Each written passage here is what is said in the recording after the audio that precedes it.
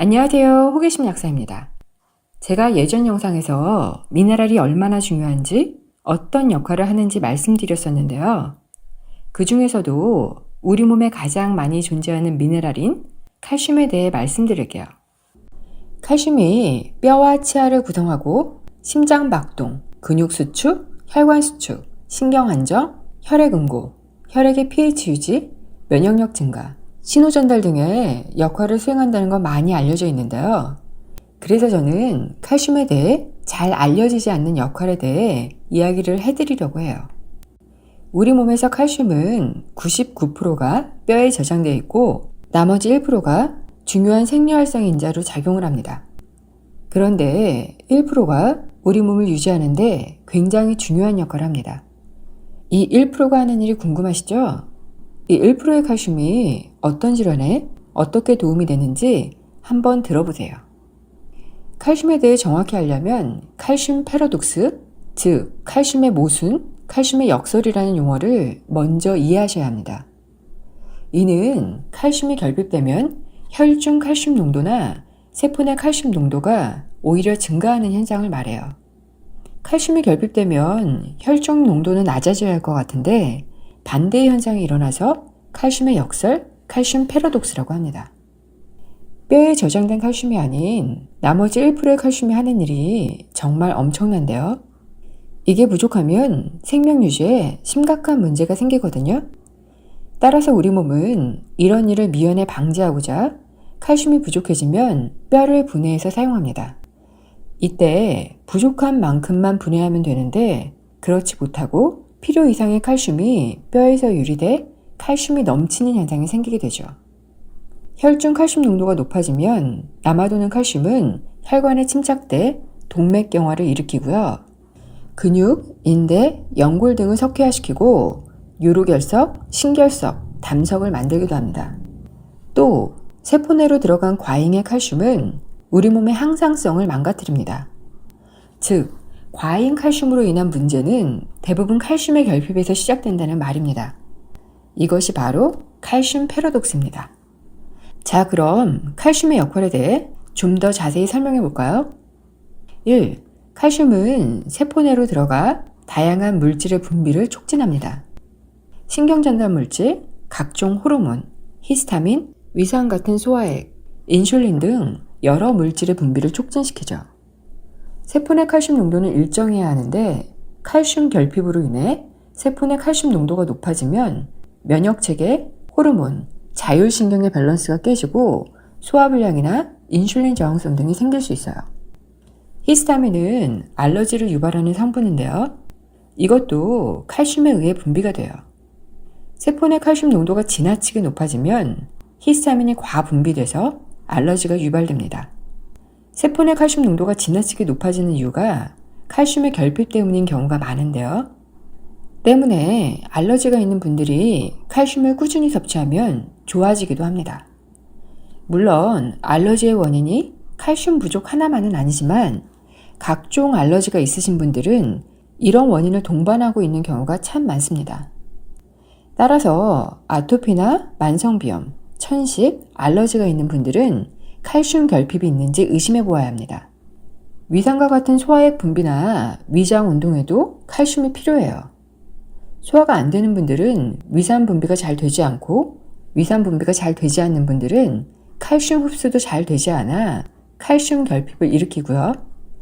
칼슘이 결핍되면 다시 위산 분비가 되지 않고 소화불량이 생기는 악순환이 일어납니다. 칼슘제를 드시면 소화불량이나 속쓰림을 호소하기도 하는데요. 이런 분들이 사실 칼슘제가 더 필요한 분들입니다. 칼슘제는 필요하지만 위상장애가 있다면 액상 칼슘제를 이용하시면 좀 더 편하게 드실 수 있습니다. 2. 칼슘은 과체중과 당뇨를 개선시킵니다. 칼슘은 ATP 에너지를 생성하는 TCA 사이클을 활성화시키는데요. 탄수화물이 분해돼 포도당이 되고 포도당은 대사를 거쳐 ATP 에너지를 생산합니다. 이 일련의 과정들에 칼슘이 들어가 대사를 활성화시키는 역할을 하죠. 대사가 활성화되면 체중 감량에 도움이 되고 살이 잘 찌지 않는 체질이 되고요. 포도당이 잘 쓰여 에너지로 전환되니 혈당을 낮추는 데에도 도움이 되고 세포의 기능이 향상됩니다. 인슐린 분비가 칼슘에 의해 일어나는데 인슐린이 잘 분비되니 혈당도 낮아집니다. 그런데 세포 내 칼슘이 넘치면 오히려 인슐린 저항성이 생기게 되는데요. 세포 내 과잉 칼슘은 인슐린 신호 전달을 하는 효소의 이동을 방해해 인슐린 저항성을 증가시킨다고 합니다. 항상 부족하지도 않고 넘치지도 않게 칼슘을 섭취하는 것이 무엇보다 중요하다는 말입니다. 칼슘은 포도당 이용률을 높여 혈당을 떨어뜨리기도 하지만 인슐린 분비와 인슐린 저항성에도 많은 영향을 미치는 만큼 당뇨 환자는 칼슘제 섭취가 꼭 필요해요. 저희 환자분들도 잘 안 잡히던 공복 혈당과 식후 혈당이 칼슘제가 들어간 후에 잘 잡힌 케이스들이 있습니다. 물론 당뇨가 칼슘만으로 해결되진 않지만 혈당 조절에 칼슘이 큰 역할을 하는 것은 사실입니다. 3. 칼슘은 ECM의 구조를 유지시켜줍니다. ECM은 세포의 기질을 말하는데요.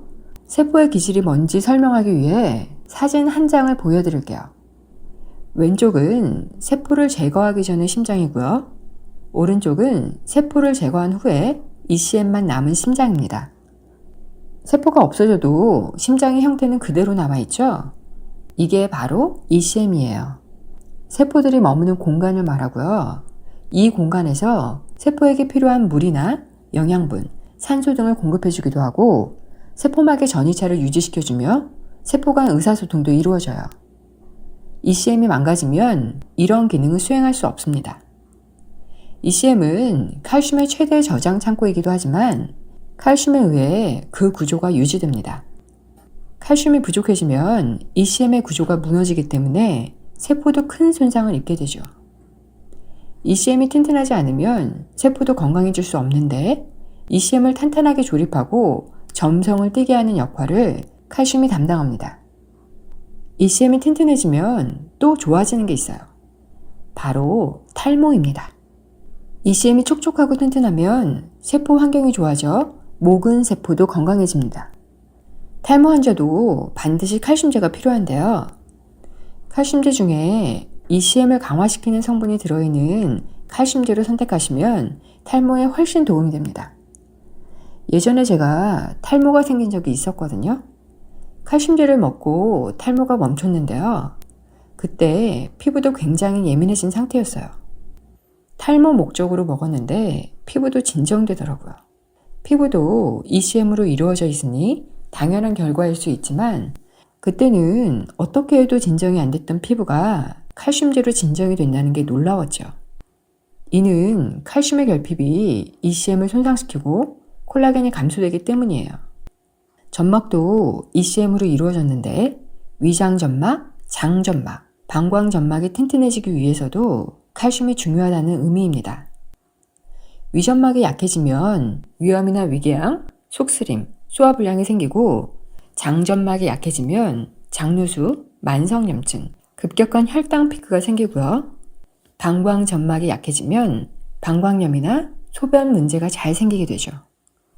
잦은 소변, 야뇨증 등도 칼슘의 결핍과 관계가 있는데 이건 다음에 다른 영상으로 설명드릴게요. 4.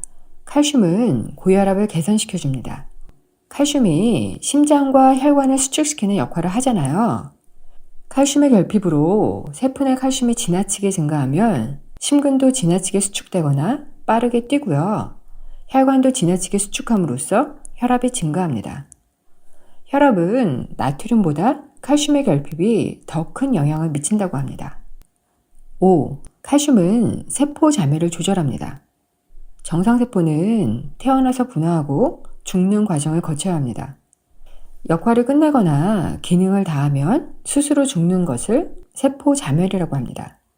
그런데 계속 성장만 하는 세포가 있어요. 그게 바로 암세포입니다.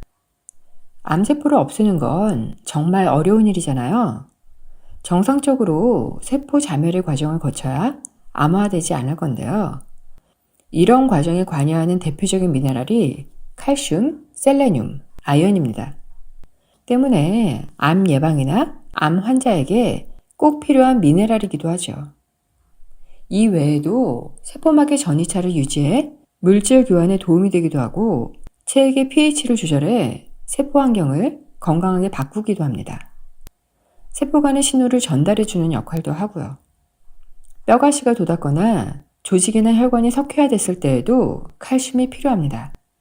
칼슘은 부족하거나 넘치지 않게 항상 일정한 레벨로 유지돼야 세포도 ECM도 건강해져요. 칼슘에 대해 알려드리고 싶은 정보들이 참 많거든요. 소변과 칼슘과의 관계, 칼슘이 혈관 건강에 미치는 영향, 갱년기 증후군에 칼슘이 필요한 이유, 퇴행성 관절염에 왜 칼슘이 필요한지, 골다공증에 대해 잘못된 상식 등 다양한 이야기를 꾸준히 해드리겠습니다. 항상 건강하시고 행복하세요. 시청해주셔서 감사합니다.